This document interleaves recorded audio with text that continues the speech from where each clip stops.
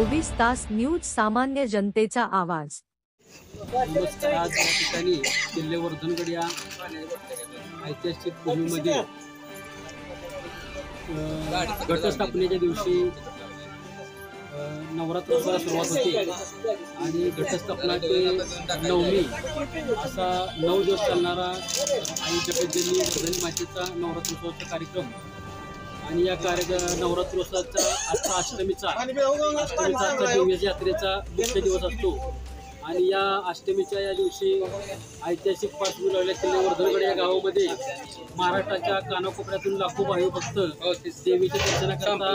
किल्ले वर्धनगड येथे या ठिकाणी येत असतात आणि या यात्रेच्या निमित्तानं सातारा, सांगली, कोल्हापूर, सोलापूर, पुणे या भागातून अनेक भाविभक्त किल्ले वर्धनगड या गावामध्ये देवीच्या दर्शनाकरता येत असतात आणि या यात्रेच्या निमित्तानं सचिन घोरपडे मित्र समूह किल्ले वर्धनगड यांच्या वतीनं मानाई मंदिर परिसरामध्ये येणाऱ्या सर्व भाविभक्तांना